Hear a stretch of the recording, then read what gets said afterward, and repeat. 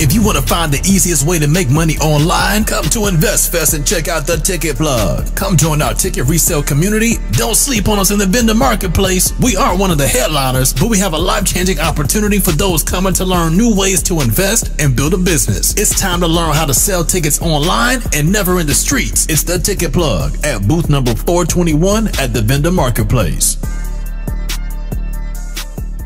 Click the link at the top line of the description for more. Let's talk about Lauryn Hill, man, because the news came out the other day that the Fugees and Lauryn Hill's tour was abruptly canceled. The day after that, Lauryn Hill blamed so-called clickbait headlines and, media sensationalism for saying that the tour was canceled. She said that some of the dates would continue to go on. Well, Pras actually caught up, or TMZ actually caught up with Pras, and he had something a little bit different to say. I saved her reputation for 20 years by not telling my side of the story, but oops, the cat's out the bag. Now again, Lauryn Hill came out and she said that, tours were still going on in certain places. But when you look at the comments and the stories and the headlines on Twitter, you see 50, 60, 100 people saying, look, I went to a Lauryn Hill show, she canceled. I even gave her another chance, she canceled again. And this is not the first time we talked about this. We talked about this maybe two or three times. We talked about Lauryn Hill notoriously backing out of shows. I even went to a show to see Lauryn Hill maybe 4 or 5 years ago, and it was just something off about it. Like, at the time, she may have been going through some contractual dispute or something with the label. She wasn't finishing the song. She was literally doing like 45 seconds of a song and then speaking some old, I don't know what she was saying. Mm-hmm. There are clips on the internet with her singing, though, but something is off with Lauryn Hill, man. I don't know what it is. What's your thoughts? I think that people, especially here in America, one thing that no one will ever stop loving Lauryn Hill. Like, she has cemented her name in history as being one of the greatest artists of all time. But people are growing tired of. It's kind of like you got, and our dads aren't this, but you got a dad that's not around. He promises to take you to the carnival, and you waiting by the door to step. You got your shit ready, and dad never shows up. And he calls mom and tell her I'll be there tomorrow. But you just give dad chance after chance after chance, or a mom chance after chance after chance, right? And they never show up, and you get tired. And eventually, you stop waiting, and whatever they say is bullshit. I think the people who are fans of Lauryn Hill are just, they know now.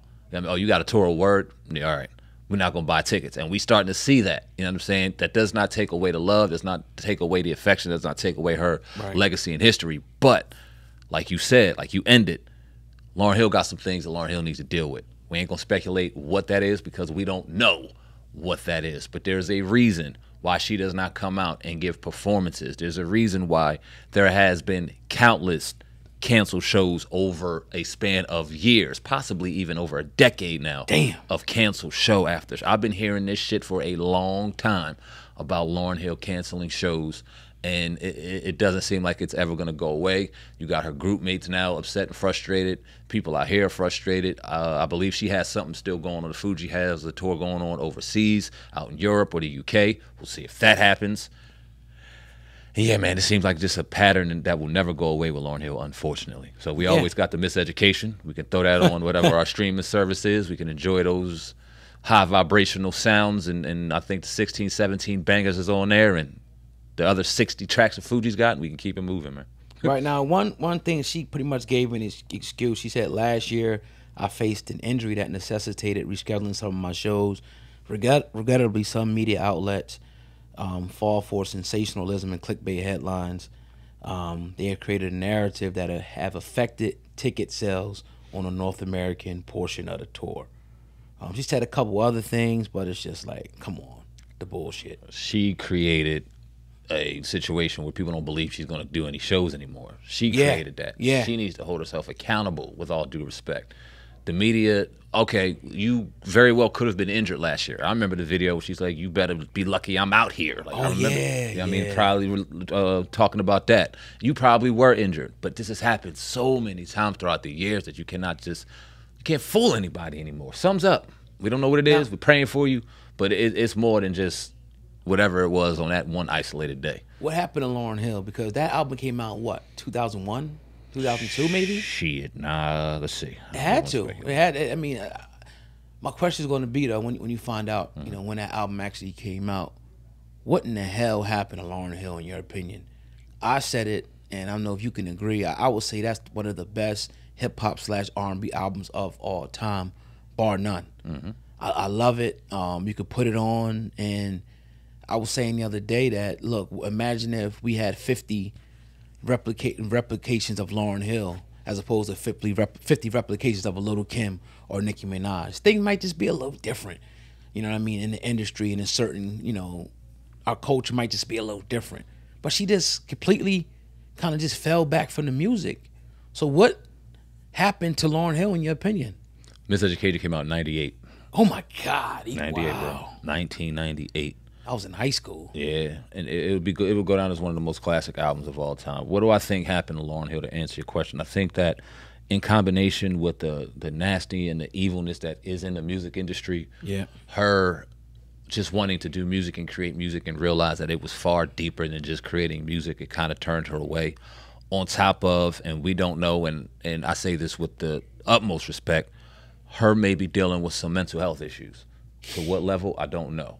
But her dealing with something mentally to where she feels like it's either she can't perform, because she obviously can still sing, she's obviously still talented, but there's something that is stopping her, and it isn't physical, so I'm going to mental, that doesn't give us the same Lauryn Hill that we know and love now. We lived in a society back then, thank God, that we didn't get everything about an artist. We didn't know artists' psychological, you know what I mean, makeup or things like that, because we didn't have to see them every single day on the cell phone. We got what we got. Mostly it was music, and we enjoyed the art. We didn't get to see the person. Now we get to see the person more. I wonder if we would have knew a little more if we had that type of technology we got now. But I don't know, man. I think in combination with the music industry, some things she might have been dealing with from a mental health perspective has the Lauryn Hill we see today, man. But still, I mean, we love her. I definitely can agree to that. I feel like whatever she found out, whatever she thought the music industry was, it wasn't. And then she's, you know, at the time she said she wanted to focus on her, I think it was her daughter. Her daughter, Zion, I guess at the time. She's grown now. That's what I think. And maybe the pressures of, maybe they wanted to change her. Maybe they wanted to, I'm just speculating. I'm just going off my guess here, a hunch.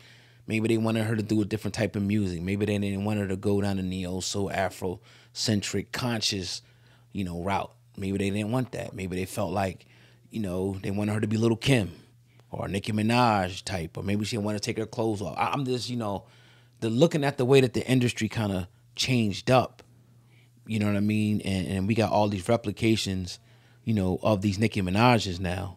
The Lottos and the, you know, even look at Glorilla. Look what they turn her in. She's a straight sex symbol, and you know she's one of the more talented rappers. So I don't want to go in on her on the particular, you know, video, but that's the only thing I can guess. I know she has some tax issues as well early on in her career that kind of followed her.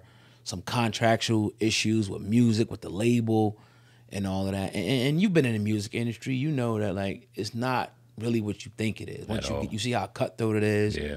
You see how many snakes, pariahs in it. Some people just lose the love for it. And certain, even like in this industry, when you get into it and you know still got the love for it, but you kind of see what it really is, and that people are just trying to get something from you and disguising like they want to do something, but they're really trying to get something from you. You kind of like, man, this shit is crazy. This shit is whack. Yeah, people I'm out of here. Stealing your stuff and, you know, bringing people on. Next thing you know, they got a podcast. They don't have to respond to you no more. It's like, damn, dog. Like I thought we was cool. So I can see, I can see, you know, it's business at the end of the day. And I think we all need to keep, you know, sight of that. And business is cutthroat. You know, you have a restaurant open up right here that's been killing it for years. A duplicate is going to open up right across the street and try to cut your throat. That's just what it is. But I always wish the best for Lauryn Hill, one of my favorite artists of all time, but she needs to be more accountable. Facts on that. Okay, I don't know if you've seen a couple, maybe about an hour or so ago, ruling came down on Blueface. When he said that name in a long time, and I'm not mad that we didn't. Right? Yeah. But he is going to receive 4 years behind bars for violation of probation. His dad was online freaking out. Whack 100 talked to, I guess, somebody that was outside the courtroom speaking on it. Looks like Blueface will be behind bars for 4 years. I don't know if you've seen Krishan Rock. She may do another 8.